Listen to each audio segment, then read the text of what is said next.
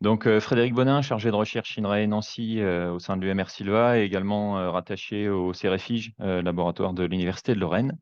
Et donc merci beaucoup pour l'opportunité de présenter, Sea4Change, donc sur les nouvelles compétences pour la planification forestière en contexte de Grand Challenges.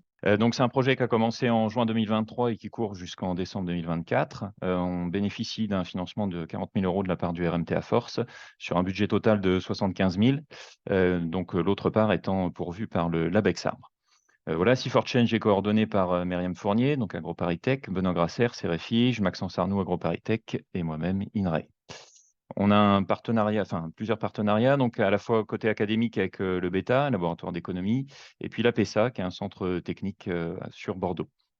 Puis également quelques partenariats avec, des praticiens, donc ONFRDI et plus particulièrement ensuite, l'agence de Compiègne, sur laquelle on développe une démarche de concertation, j'y reviendrai. Voilà et donc, même si, bon effectivement c'était un bon choix de nous classer en principalement pour l'apport de Sea4Change sur le thème E, on essaie également de toucher un petit peu le thème A et le thème F. Voilà, donc Sea4Change, globalement deux objectifs. Le 1er, c'était un petit peu de s'interroger sur, enfin d'avoir une réflexion transversale sur les nouveaux besoins de recherche pour la planification forestière sous grands défis et notamment, bah, les modalités un peu plus, fines de planification agile. Donc ça, c'est quelque chose qu'on a, voilà, conduit de manière transversale en mêlant chercheurs et praticiens. Et puis, ensuite, on avait un autre objectif là, beaucoup plus concret finalement, de développer une démarche outillée de planification forestière concertée et c'est quelque chose qu'on est en train de réaliser sur la forêt domaniale de Compiègne. Voilà, alors pour qui, bah, Sea4Change, bon, c'est notamment sur l'identification des besoins de recherche, c'est notamment de pouvoir s'adresser à toute la communauté chercheurs enseignante autour de ces sujets-là et puis également, bah, aux praticiens de la gestion, enfin de la planification forestière plus particulièrement.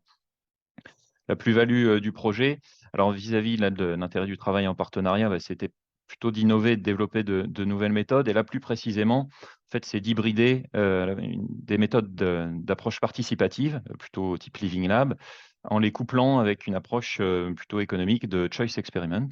Voilà, ce qui permet un petit peu d'essayer de dépasser les limites de chacune de ces approches, en les couplant et en travaillant à leur complémentarité. Voilà et puis l'autre intérêt, c'est de travailler en partenariat avec les praticiens, sur ce sujet de la planification.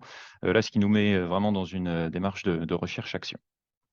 Voilà, l'intérêt du projet, vis-à-vis des thématiques du réseau RMT. Alors sur le thème A, plutôt l'amélioration des outils d'aide à la décision, bah, là, on propose, ce sera, voilà, on va dire une preuve de concept, d'une démarche, d'aide à la décision sur l'identification des préférences des acteurs dans le cadre de la planification forestière. Vis-à-vis du thème E, c'est, donc de, un petit peu identifier les freins et les leviers et puis voilà, lever les freins notamment. Bah, là, c'est en s'appuyant sur une approche, participative dans la planification forestière, de pouvoir, vraiment, s'appuyer là-dessus comme levier d'action, pour les changements de pratiques. Et puis enfin sur le thème F, ce sera de proposer, enfin, de capitaliser sur les résultats de Sea4Change et de les valoriser sous forme de formation, notamment, au sein d'une summer school du réseau, NFZ. Voilà, donc où on en est? Alors la tâche 1 sur l'identification des nouveaux besoins a été complètement, réalisée. Là, à présent, on est sur, à peu près la moitié de la tâche 2. On a déjà réalisé, 2 ateliers sur 4 de concertation avec les parties prenantes. Ce qu'il nous reste à faire à présent, bah, c'est finir cette démarche de concertation et en intégrer les résultats dans la révision de l'aménagement forestier de Compiègne. Les principaux, défis qu'on a eu un petit peu à relever là dans ce projet, bah, c'est déjà de mélanger là sur la première tâche, donc l'identification des besoins de recherche, de coupler chercheurs et praticiens et puis essayer de trouver des pistes de recherche, communes. Et puis sur le volet 2, là, la démarche enfin développer une méthode, outillée de planification forestière concertée, c'est un petit peu cette hybridation là qui est pas forcément évidente au premier plan entre, Living Lab et Choice Experiment. Voilà, mais c'est intéressant de travailler dessus.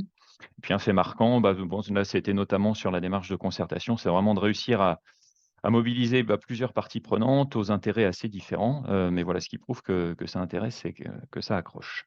Voilà, donc les principales, productions, donc sur le thème 1, bah, voilà, donc c'est fini, enfin, c'est réalisé. Donc on a produit environ 50 pistes de recherche, là, regroupées en 6 thèmes. Maintenant, il va falloir qu'on les valorise, sous forme d'une publication et puis sur notre objectif 2, c'est d'élaborer cette preuve de concept de démarche, outillée de planification concertée, donc en s'appuyant à la fois sur une spatialisation des attentes des parties prenantes et puis en formulant des scénarios, sur la base de des préférences des différents acteurs, réunis.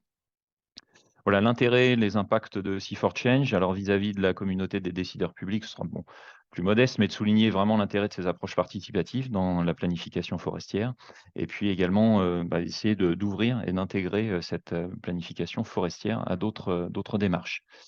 Sur la communauté 2, on va dire, gestion et développement, ce serait vraiment de pousser à adopter cette, nouvelle approche, ces nouvelles formes de planification forestière et essayer de conduire à ces changements de pratiques. Et puis bon, on a regroupé, voilà, acteurs de la R&D, scientifiques et enseignants, mais voilà, C4Change, pourrait être une base de travail pour faire évoluer le concept de planification forestière et former, diffuser sur ces nouvelles, compétences. Voilà, merci pour votre attention et à votre disposition, pour les questions.